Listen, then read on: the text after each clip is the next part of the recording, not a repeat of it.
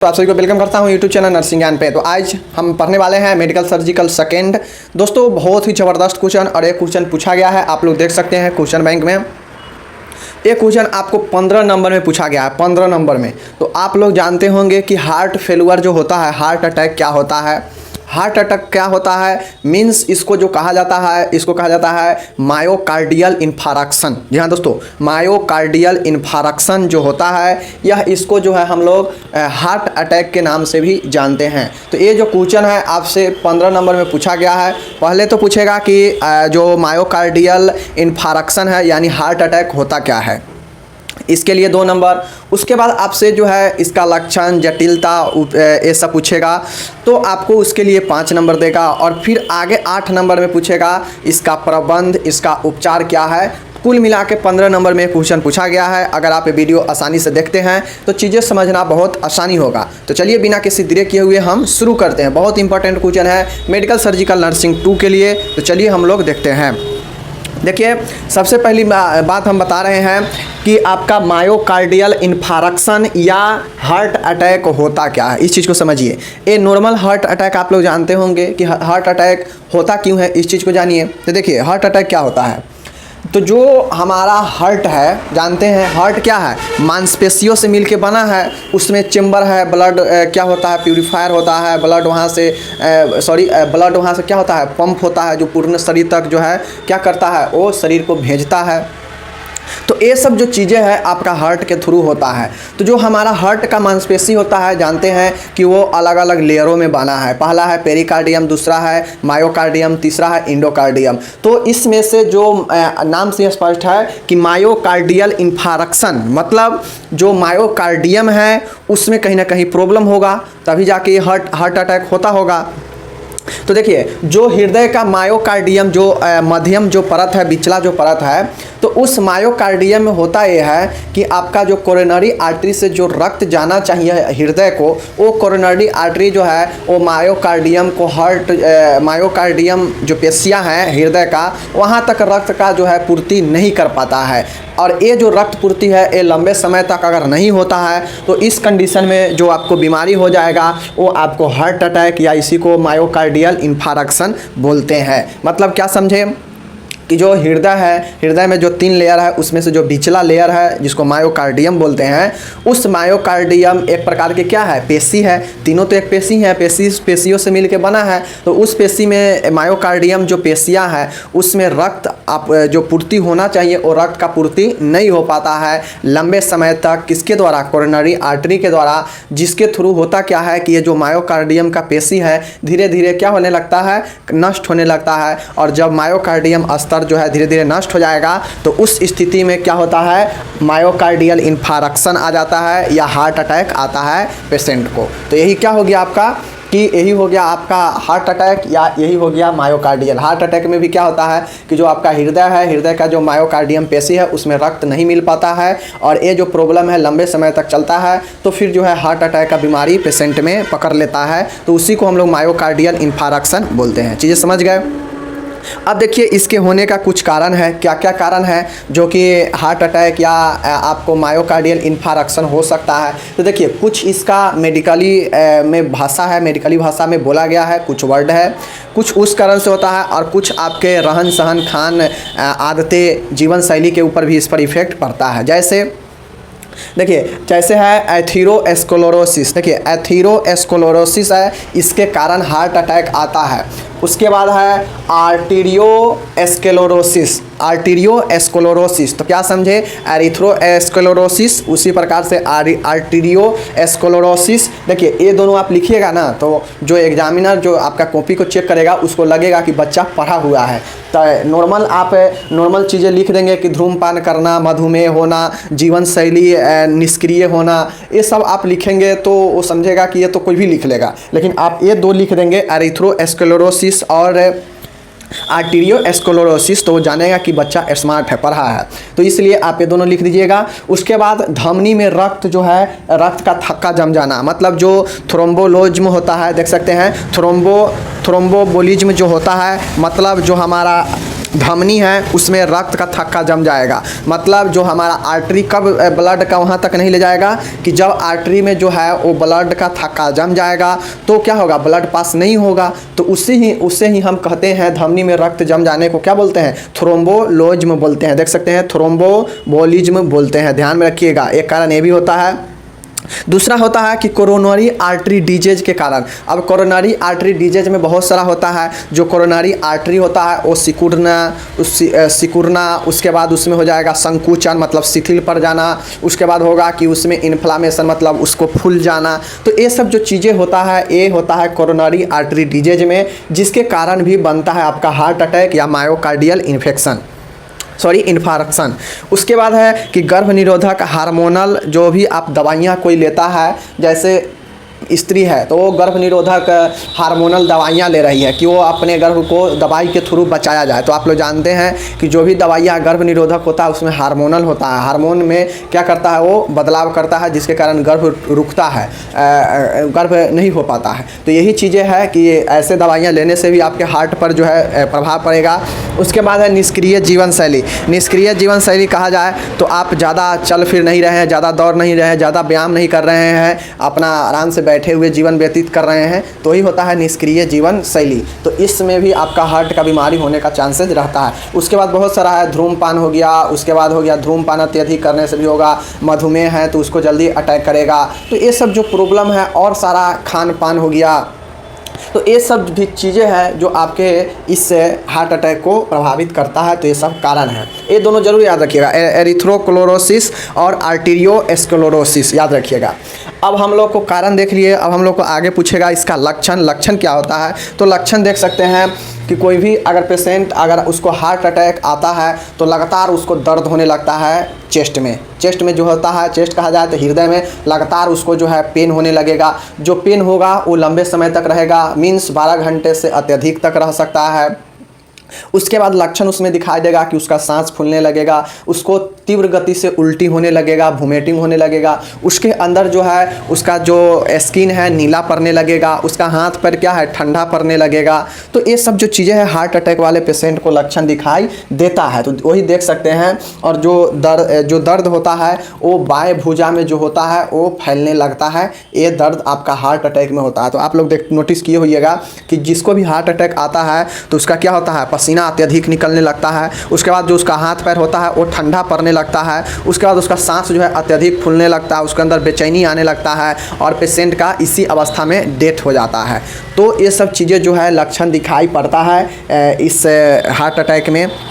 तो आप लोग को इसमें लक्षण में आपको लिख देना है ये सारे चीज़ों को, तो जो मैंने बताया। अब चलिए हम लोग चलेंगे लक्षण के बाद कहाँ चलेंगे, लक्षण के बाद हम लोग चलेंगे जटिलता में, और जटिलता के बाद हम लोग देखेंगे इसका निदान, इसका उपचार और इसका प्रबंध देखेंगे, और फिर क्वेश्चन समाप्त हो जाएगा। क्वेश्चन बड़ा है इसलिए 15 नंबर में पूछा भी जाता है, पूछा भी गया है। तो चलिए इसके आगे का हम लोग देखते हैं। यहाँ पर क्या चीज़ देख चुके हैं कि जो हमारा मायोकार्डियल इन्फार्क्शन है यानी हार्ट अटैक है क्या होता है, उसका हम लोग लक्षण देख चुके हैं, कारण देख चुके हैं।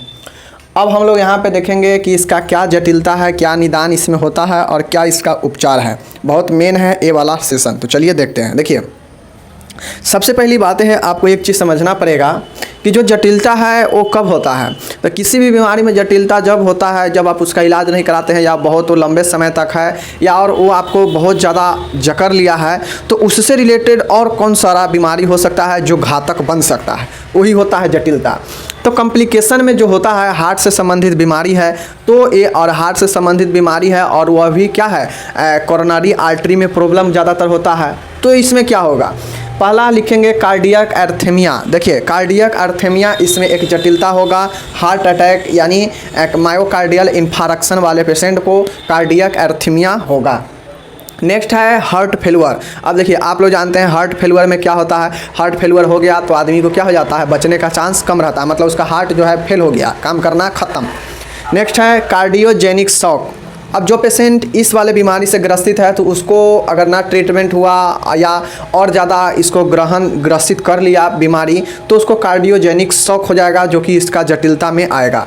नेक्स्ट है थ्रोम्बोलिज्म। मैंने दिखाया कि थ्रोम्बोलिज्म का मतलब होता है कि जो हमारा आर्टरी है, धमनी है, उसमें रक्त का थक्का जम जाना, वही क्या होता है, थ्रोम्बोलिज्म होता है। रक्त का थक्का जम जाएगा, रक्त जो है वो आसपास होगा नहीं हृदय में, तो आदमी को तो हृदय काम करना बंद करेगा ही, तो थ्रोम्बोलिज्म भी एक जटिलता है। नेक्स्ट है डेथ। पांचवा हम लोग इसमें लिखेंगे कि डेथ मतलब आदमी का एक जटिलता होगा, जब इसमें चरम पर व्यक्ति चला जाएगा, इसके जटिलता में घुस जाएगा, कॉम्प्लिकेशन में, तो डेथ भी हो सकता है। तो हम इसमें क्या क्या देखे हैं, हम इसमें देखें कार्डियोजेनिक शेक है, हार्ट फेलुअर है, डेथ है। उसके बाद हम लोग इसमें क्या देखे हैं, तो आर्टरी कार्डियक एर्थीमिया देखे हैं। उसके बाद हम लोग इसमें जो है कार्डियोजेनिक शॉक भी देखे हैं। तो ये 5 पॉइंट लिख दीजिएगा जटिलता में, आपको अच्छा रहेगा। नेक्स्ट है डायग्नोसिस है। देखिए अब डायग्नोसिस मतलब निदान, इसमें निदान क्या क्या चीज़ें हो सकता है। तो हार्ट से संबंधित बीमारी है तो हार्ट में क्या क्या निदान हो सकता है, हम क्या क्या डायग्नोसिस का सलाह दे सकते हैं। तो देखिए इसमें जो होगा सबसे पहला लिखेंगे फिजिकल एग्जामिनेशन, मतलब शारीरिक परीक्षण किया जाएगा कि ये जो चीज़ें हैं क्यों हो रहा है। उसके बाद इतिवृत्ति लेना, हिस्ट्री लिया जाएगा कि ऐसा जो हो रहा है वो किस वजह से हो जा रहा है, तो उसके हिस्ट्री लिया जाएगा, इतिवृत्ति होता है। लक्षणों की जांच किया जाएगा, उसके अंदर जो भी लक्षण दिखाई दे रहा है हार्ट से रिलेटेड तो उस लक्षण को जांच किया जाएगा। नेक्स्ट है रक्त का जांच किया जाएगा। रक्त का जांच इसलिए किया जाएगा कि जो प्लेटलेट्स वगैरह है या जो रक्त थक्का बन रहा है वो थक्का कहाँ बन रहा है, तो ये रक्त का जाँच होगा। उसके बाद इसमें जो प्रॉब्लम जो जांच आता है सबसे अच्छा तो वो होता है ईसीजी, तो ये देखते हैं इलेक्ट्रोकार्डियमग्राफी होता है, तो ये ईसीजी होगा। उसके बाद है सीरम एंजाइम स्टडी, मतलब जो हमारे ब्लड में सीरम होता है उस पर उसके एंजाइम का जो है उस पर स्टडी किया जाएगा, मतलब उसका डायग्नोसिस करके। नेक्स्ट है कोरोनरी एंजियोग्राफी होगा। अब जिसको कोरोनरी में प्रॉब्लम होगा क्योंकि धमनी के थ्रू ही क्या होता है, ब्लड पास होता है, तो जो चीज़ें हैं वो आपको कोरोनरी एंजियोग्राफी होगा। कोरोनरी को, धमनी को देखा जाएगा, हार्ट को, कि जो चीज़ें हैं वो मतलब यहाँ पे सही है या नहीं सही है। तो ये सारी चीज़ें हैं जो कि निदान में, डायग्नोसिस में हम लोग लिखेंगे। आसान है, ये सब आसान ही है। ये लगभग फिजिकल एग्जामिनेशन, इतिवृत्ति लेना, लक्षणों की जाँच, रक्त जाँच, ये 4 जो है ये तो आप नॉर्मल से नॉर्मल बीमारी में भी लिख देंगे तो ये सही हो जाएगा। मेन बात 3 जो इंपॉर्टेंट था, ईसीजी चेस्ट के लिए इंपॉर्टेंट होता है, सीरम एंजाइम टेस्ट, ब्लड का जब भी टेस्ट होगा तो इसमें सीरम आता है, सीरम का टेस्ट अध्ययन किया जाएगा। और कोरोनरी का ई जरूर लिखिएगा, कोरोनरी एंजियोग्राफी, क्योंकि हार्ट कहीं ना कहीं कोरोनरी इसमें प्रभावित हो रहा है, तो कोरोनरी एंजियोग्राफी ये जरूर लिखिएगा डायग्नोसिस में। तो ये हो गया आपका डायग्नोसिस। अब हम लोग चलते हैं उपचार की तरफ, जो कि बहुत ज़्यादा इंपॉर्टेंट है चीज़ों को समझने के लिए। तो देखिए यहाँ पे उपचार में, ट्रीटमेंट में हम लोग क्या लिखेंगे, तो हम लोग क्या क्या जाने हैं कि हमारा रक्त का थक्का बनता है, धमनी में दर्द होता है, सांस फूलता है, तो ये सब चीज़ों को कम करने के लिए जो है उपचार में कौन कौन से चीज़ें दे सकते हैं। तो देख सकते हैं यहाँ पे पहला है थ्रोम्बोलाइटिक एजेंट। जो रक्त थक्का बनता है हमारा धमनी में, उसको तोड़ने के लिए जो है थ्रोम्बोलाइटिक एजेंट देंगे, मतलब स्ट्रेप्टोकिनेज देंगे और एनेक्सोपेरिन देंगे 0.6 mg। याद रखिएगा, थ्रोम्बोलाइटिक एजेंट का अगर आपको एग्जांपल पूछ देगा तो आपको लिखना पड़ेगा स्ट्रेप्टोकिनेस और एनेक्सोपेरिन, 2 याद रखिएगा, स्ट्रेप्टोकिनेस और एक्सोपेरिन, याद रखिएगा एनेक्सोपेरिन। दूसरा है एंटी प्लेटलेट। देखिए दवा के नाम तो याद रखना पड़ेगा, दवा के नाम तो कोई भी आपको याद नहीं करवा सकता है, वो खुद से याद रखना पड़ेगा कि कौन जो है थ्रोम्बोलाइटिक एजेंट है और कौन एंटी प्लेटलेट ड्रग है और कौन सा नाइट्रेट ड्रग है। तो ये सब चीज़ को आपको खुद से जो है याद रखना पड़ेगा। तो ये चीज़ है एंटी प्लेटलेट, मतलब जो प्लेटलेट है उसको, अगर किसी के शरीर में प्लेटलेट है तो उसके प्लेटलेट एंटी, मतलब प्लेटलेट के विरुद्ध काम करेगा, तो एंटी प्लेटलेट ड्रग होता है एस्प्रिन। तो आप लोग इसको ज़रूर याद रखिएगा कि एंटी प्लेटलेट ड्रग एस्प्रिन है, ये दिया जाएगा। तीसरा है नाइट्रेट्स ड्रग। अब देखिए कुछ नाइट्रेट्स ड्रग दिया जाएगा जो उसको दर्द को कम कर सके। जैसा कि जानते हैं, हम लोग पढ़े हैं कि तीव्र दर्द होगा उसमें, तो उस दर्द को कम करने के लिए जो है नाइट्रेट्स ड्रग जो कि सबलिंगुअल होगा वो दिया जाएगा, या आईवी, जिससे तीव्र दर्द कम हो जाएगा। नेक्स्ट है आवश्यकता अनुसार ओपियोड, एनाल्जेसिक एंड सीडेटिव दवाई दिया जाएगा। देखिए अब आवश्यकता अनुसार जो भी पेशेंट को जो ज़रूरी हो, जैसे ओपियोड ड्रग्स या जो भी सीडेटिव एनाल्जेसिक किस में होता है, दर्द में होता है, तो उसके लिए मॉर्फिन सल्फेट आता है, ये आवश्यकता अनुसार दिया जाएगा। नेक्स्ट है हार्ट का प्रॉब्लम है तो ऑक्सीजन का भी उसको प्रॉब्लम आता ही होगा, जब ब्लड नहीं पहुंचेगा तो ऑक्सीजन की कमी होगा ही, तो उसके लिए नॉम ऑक्सीजन भी दिया जाएगा। नेक्स्ट है बी ब्लॉकर ड्रग दिया जाएगा। बी ब्लॉकर ड्रग जो है उसको दिया जाएगा। आप लोग कमेंट करके बताइए कि बी ब्लॉकर होता क्या है। बी ब्लॉकर ड्रग में आता है मेटोप्रोलोल, इस चीज़ को याद रखिए। बी ब्लॉकर ड्रग कौन सा है? मेटोप्रोलोल, तो ये भी दिया जाएगा। नेक्स्ट है कैल्शियम चैनल ब्रोकर ड्रग। अगर कैल्शियम अत्यधिक हो चुका है और उससे अगर हार्ट में प्रॉब्लम नुकसान पहुंचा रहा है तो उसके लिए कैल्शियम का जो ब्रोक है उसको तोड़ने के लिए वेरापैमिल जो दवाइयाँ आता है वो दिया जाएगा। ऐसे पेशेंट जो कि इससे जटिलता हो तो उसको आईसीयू नहीं आईसीसीयू में रखा जाएगा, इंटेंसिव कोरोनरी केयर यूनिट में भर्ती किया जाएगा। ये स्पेशल कोरोनरी के देखभाल मतलब हार्ट से संबंधित देखभाल के लिए ये यूनिट बनाया जाता है। नेक्स्ट है नौमा है, इसमें जो उपचार होगा दो प्रकार से, एक होता है आपका देख सकते हैं, एक आपका यहाँ पे होता है CABG सर्जरी होता है, मतलब C for coronary, A for artery, B for bypass और G फॉर ग्रेफ्टिंग। तो ये जो होता है आपका ये सर्जरी होता है CABG, जो कि कोरोनरी वाले पेशेंट कोरोनरी का सर्जरी होता है इसमें। नेक्स्ट है PTCA परक्यूटेनियस ट्रांसलुमिनल कोरोनरी एंजियोप्लास्टी। इसमें जो होता है आपको जो है वो आपका इसमें जो है कोरोनरी एंजियोप्लास्टिंग किया जाता है। तो ये दो प्रकार से है सर्जरी जो कि हार्ट फेलियर वाले पेशेंट को सर्जरी किया जाता है। तो आप लोग जानते हैं कि ये सब जो है हम लोग उपचार देख चुके हैं, क्या क्या है। थ्रोम्बोलाइटिक एजेंट देंगे, उसमें कौन सी दवा है, तो एक था एनएक्सोपेरिन और एक है स्ट्रेप्टोकिनेंस, ध्यान में रखिएगा। एंटीप्लेटलेट क्या है? एस्पिरिन है। नाइट्रेट्स ड्रग देंगे सबलिंगुअल, कौन सा? आईवी वाला, जिसमें तीव्र दर्द है वो कम हो सके। नेक्स्ट है आवश्यकता अनुसार ओपियड एनाल्जेसिक या सीडेटिव दवाइयाँ देंगे जैसे मॉर्फिन सल्फेट।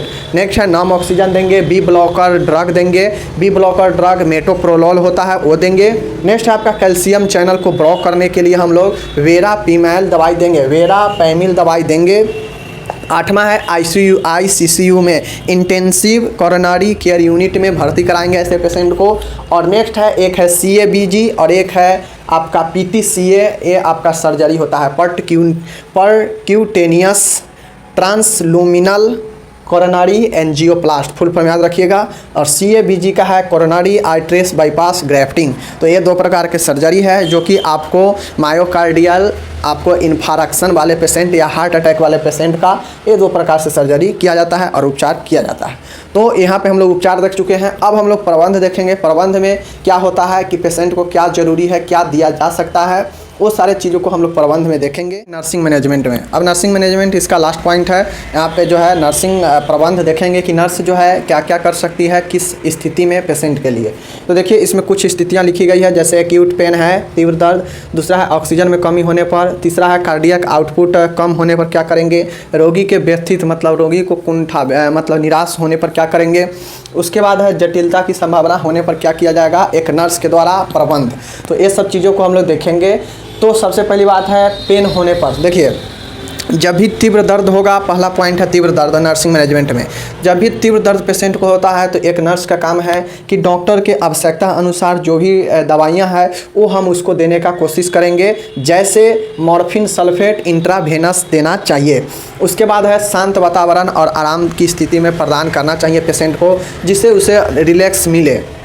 नेक्स्ट है दूसरा ऑक्सीजन में कमी। ऑक्सीजन में कमी अगर पेशेंट को लग रहा है तो एक नर्स क्या प्रबंध करेगी, तो सबसे पहली बात है कि उसको सेमी फॉलोड स्थिति में उसको क्या किया जाएगा, पेशेंट को रखा जाएगा ताकि उसका हृदय का प्रॉब्लम है वो थोड़ा सा रिलैक्स मिले यहाँ से। उसके बाद है SpO2 स्तर चेक करेंगे और चार्ट बनाकर यहाँ पे नोट करेंगे। जो भी SpO2 स्तर होगा उसको चेक करके और एक चार्ट में नोट करेंगे, ये नर्स का काम है।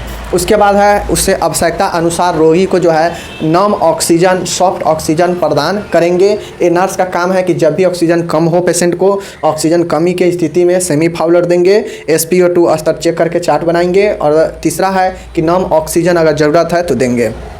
तीसरा है कार्डियक आउटपुट कम होना, मतलब जो हमारा चेस्ट है, जो हमारा कार्डिया है, हमारा जो कार्डियक है, उसमें हमारा जो आउटपुट होना चाहिए वो आउटपुट स्तर कम गया है। मतलब हार्ट बीट ये सब जो होता है, ब्लड पंपिंग ये सब जो होता है, जो आउटपुट होना चाहिए वो कम गया है। तो अगर जानते हैं कि जब भी सांस लेने में तकलीफ़ होती है या हार्ट की तरफ ब्लड नहीं जा रहा है नहीं अच्छा से, तो सबसे पहले कार्डियक आउटपुट को लाने के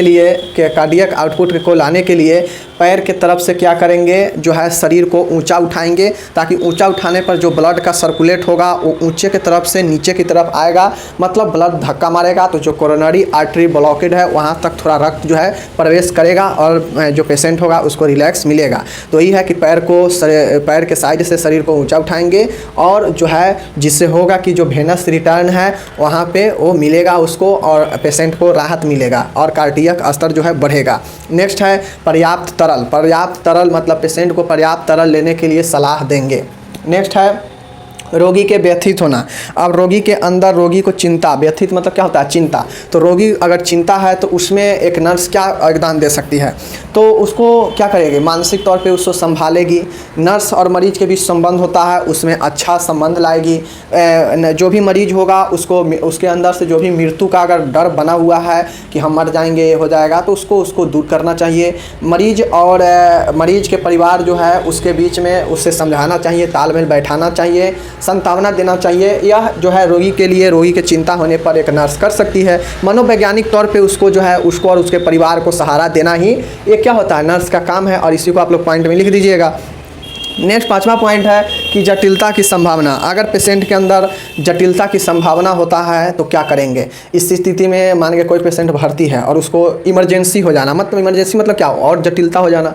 तो अगर जटिलता हो जाता है तो इस स्थिति में क्या किया जाएगा। तो सबसे पहली बात है कि डॉक्टर को संपर्क में हमेशा रहेंगे। जो पेशेंट होगा उसको उसके आसपास सभी इमरजेंसी की दवाइयाँ रखेंगे। उसके बाद जो है उसको डॉक्टर अगर कुछ भी जटिलता होता है तो तुरंत डॉक्टर से संपर्क किया जाएगा। उसके बाद है जितने भी जो भी ज़रूरी है मरीज़ के लिए वो सारे चीज़ों को जो है उसी मरीज़ के आसपास में रखना, ताकि ज़रूरत पड़ने पर तुरंत दे सके, जटिलता इमरजेंसी होने पर तुरंत चीज़ों को दे सके। अब क्या क्या चीज़ें रहेगा ये आप लोग यहाँ पे लिख सकते हैं आराम से। तो ये सारे चीज़ें हैं, हम लोग यहाँ पे क्वेश्चन को हो गया समाप्त। आप लोग को अंदर अगर समझ गए हैं तो ठीक है। और देखिए वीडियो ये बनाने में हमको लगभग 1.5 घंटा समय लगता है, क्योंकि आप लोग जानते हैं बोर्ड छोटा है तो इसको स्टेप बाय स्टेप लिख के हमको चीज़ें को समझाना पड़ता है। आप लोग के लिए मैं 20 मिनट 30 मिनट का वीडियो बनाता हूँ, समझाने का कोशिश करता हूँ। लेकिन फर्स्ट ईयर तो ठीक है, सेकेंड ईयर वाले को लगता है कि ये फालतू पढ़ा रहा है, इसलिए वो लोग 2 मिनट 3 मिनट वीडियो को देखते हैं। बहुत लोग, कुछ लोग होंगे जो पूरा देखते होंगे, लेकिन उनको देखने से कोई फ़ायदा नहीं होता है, क्योंकि कुछ लोग, बहुत सारे लोग ऐसे हैं जो आते हैं और 2-3 मिनट 1 मिनट 1.5 मिनट वीडियो को चालू करके चले जाते हैं। उनको लगता है कि ये फालतू बता रहे हैं। तो अगर ऐसा स्थिति रहा तो फिर हम क्या करेंगे, फिर हम अपना मोबाइल पे ही समझाने लगेंगे और ये चीज़ें जो बोर्ड का काम कर रहे हैं 1.5-2 घंटे लगाते हैं, इसको क्या करेंगे, छोड़ देंगे। तो यही सारी चीज़ें हैं। मिलते हैं अगले वीडियो में, तब तक जय हिंद, नमस्कार।